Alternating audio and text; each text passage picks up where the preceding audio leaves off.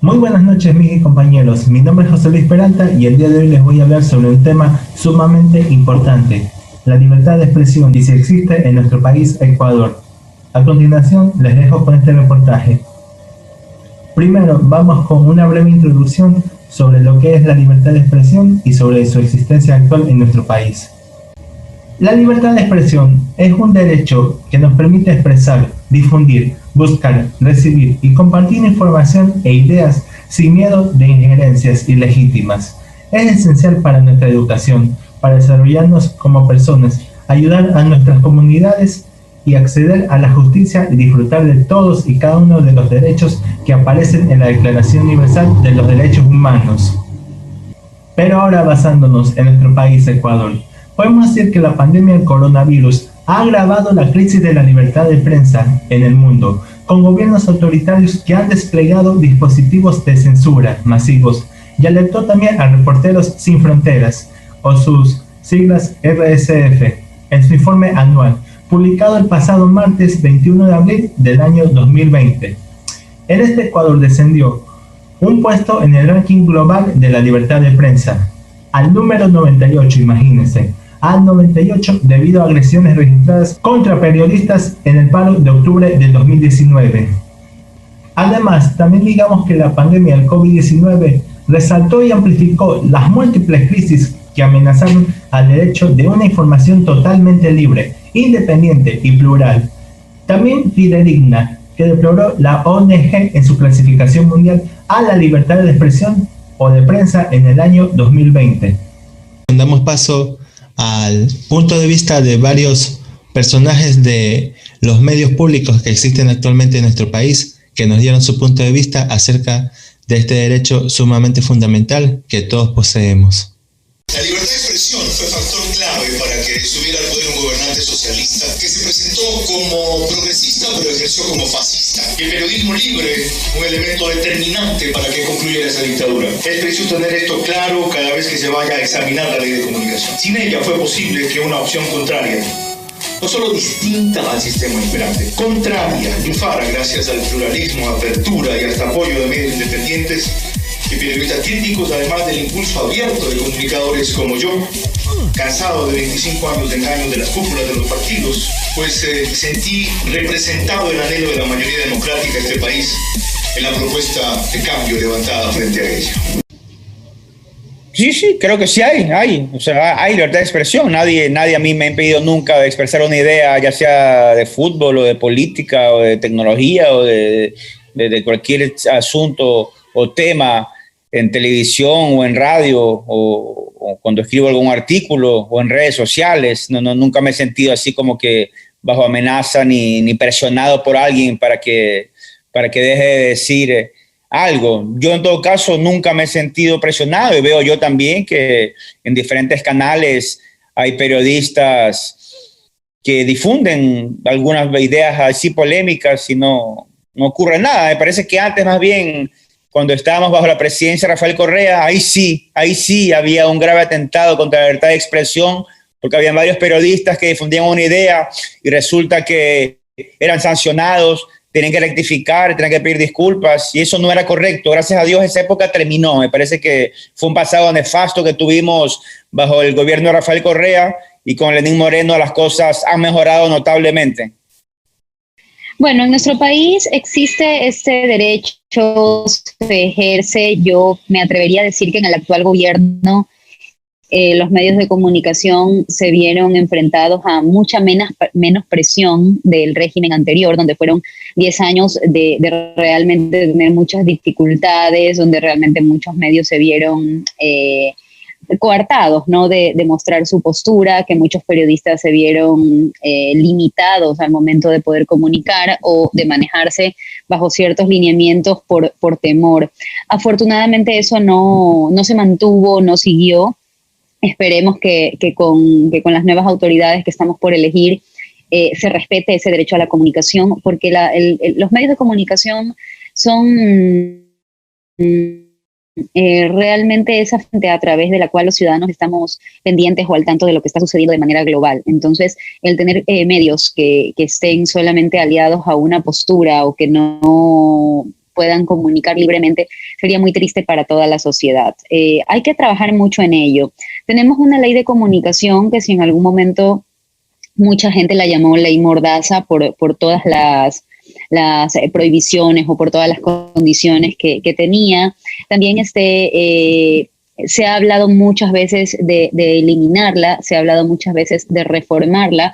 Yo creo que sí es importante e interesante tener ciertos lineamientos para saber hasta qué punto o cómo manejarnos, pero que esto no sea, insisto, una forma de coartar la opinión ni ciudadana, ni de los medios, ni de cualquier persona en el país.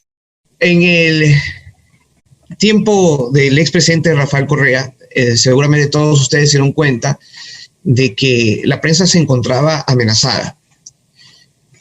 Llegó él con sus conceptos de lo que era la libertad de expresión, un permanente ejercicio de medición, que no es así, ni aquí ni en ningún lugar del mundo. Entonces, cuando alguien investigaba o daba su punto de vista contrario a lo que él manifestaba, había un choque, que en su caso, como presidente de la República, como hacedor del poder del Estado,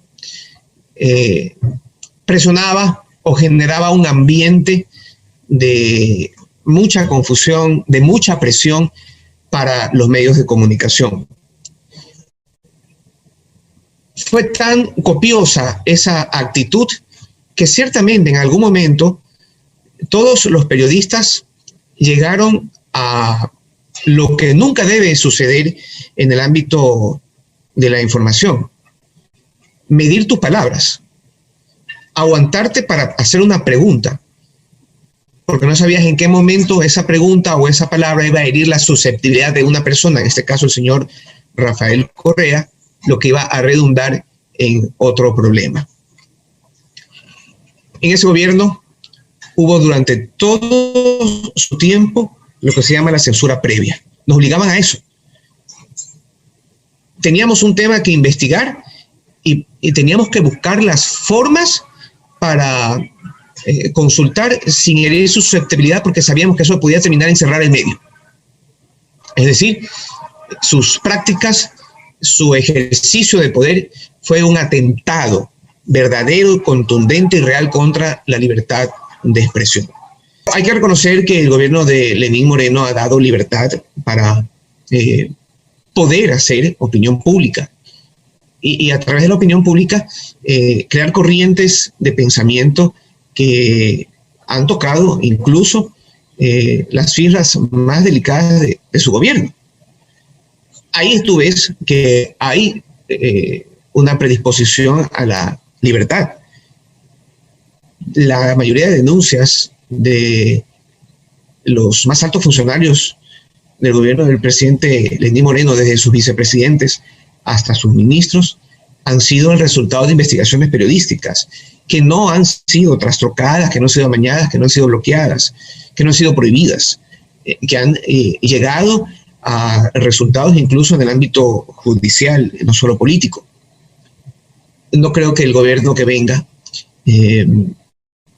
quiera caminar por esos senderos, porque ya sabe y se da cuenta todos lo feo que es el papel de tirano que se desenvuelve cuando uno trata de acallar, cuando uno trata de denostar para que la persona adopte la actitud de censura previa en todos sus actos de vida. Y siento que esto es un proceso irreversible. Si votamos bien en las próximas elecciones, no tendremos que volver a pasar por el temor, por la angustia, por la desesperación de no poder manifestar, de no poder hablar, de no poder decir las cosas. Hay que votar bien. Creo que ha llegado el momento en que hagamos un gran pacto social para no solo denunciar la corrupción o la delincuencia, sino para perseguirlos. Porque se trata de, en estos momentos, ya no de un fenómeno social que nos va a acarrear problemas en el futuro. Se trata del presente, se trata de la vida misma que está en juego. La corrupción que la puso en juego cuando en el tiempo de la pandemia estaban buscando contratos para hacerse ricos en vez de para salvar a la gente. Y la delincuencia que a diario mata a algún enemigo, exponiéndonos en el medio al fuego cruzado a los ecuatorianos inocentes. Entonces, ya pasó el tiempo para el análisis. Necesitamos actuar y tomar medidas drásticas. A grandes males, grandes soluciones. Y yo pienso que con eso no estoy diciendo, ojo, lo advierto, que tenemos que matar a los delincuentes, tenemos que cortarlos, tenemos que ahorcarlos, tenemos que quemarlos públicamente, para nada. Sencillamente creo que el problema pasa definitivamente por la legalidad, que en este día, ya todos lo sabemos, lo hemos probado, es prodelictiva. Nuestra ley, ese COIP, es un COIP prodelictivo. Curiosamente, hecha por el grupo de políticos que no toleran la libertad de expresión. Es, y me atrevo a decirlo ahora que hay libertad de expresión, que ellos en su momento previeron lo que iba a suceder cuando dejen el gobierno y crearon la estructura para blindarse. Este COIP a ellos los beneficia a la delincuencia. Tenemos entonces que ir a por este COIP, este Código Integral Penal, y cambiarlo, transformarlos en un ente regulador de nuestras propias realidades para salir adelante en estos temas.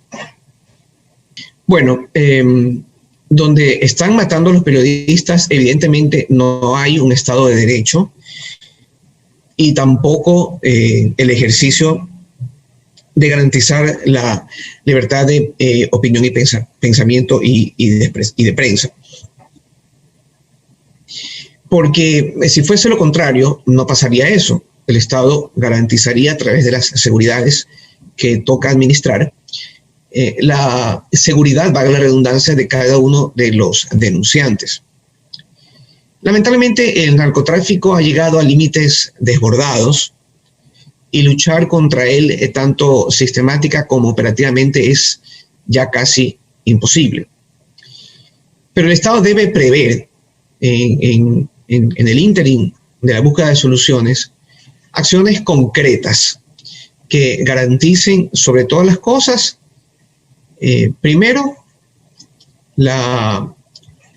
el fin del narcotráfico, el fin de la delincuencia, para que no sea una luz oscura en medio del brillo de la vida, que amenace permanentemente con generar otro tipo de problemas, entre ellos el asesinato a los periodistas que en cumplimiento de su función, porque esa es su naturaleza, siempre los denunciarán. Entonces, son problemas en los países donde se matan a los periodistas estructurales. Si tienes delincuencia muy avesada, seguro vas a tener periodistas muertos por sus denuncias, porque ellos los van a denunciar. Entonces, esos estados deben procurar primero poner en orden la paz social, combatir, perseguir, acorralar a los delincuentes para que de esa manera, por muy cursi que se escuche, los periodistas tengamos menos que investigar y en consecuencia exponernos menos. Un estado, el colombiano y el ecuatoriano, que no ha logrado garantizar a la sociedad la paz social, teniendo y lidiando encima el drama del narcotráfico, que genera siempre las expectativas en los buenos comunicadores, que acudieron a la investigación, al procesamiento, porque ahí había una noticia, y bueno, pues fallecieron en el fuego cruzado de la guerra entre la formalidad y la informalidad que representa el narcotráfico. Esos compañeros murieron con el honor del cumplimiento del deber, porque ellos fueron a una noticia, conscientes de los riesgos, y a pesar de eso entendieron que había una noticia, entendieron que había una información que dar y tomaron la decisión. Lo malo en este proceso es que para ellos no ha habido justicia. El Estado no garantizó el proceso que permita conocer a todos qué fue lo que pasó y a quienes capturó para que empiece a brillar para sus familias la justicia, porque ellos ya murieron. Eso es lo malo de esto. Lo malo no es, y lo digo como periodista, morir en el ejercicio de sus funciones. Eso es morir con honor, morir con dignidad. Nuestros colegas murieron en el ejercicio de su trabajo, murieron haciendo lo que les gustaba, murieron naciendo para lo que vivieron. Pero el Estado no los garantizó. El Estado no los garantizó, y ese es un punto en el que hay que analizar muchas cosas. En el caso de nuestra compañera, el Estado actuó, ha brindado seguridad y garantías oportunamente.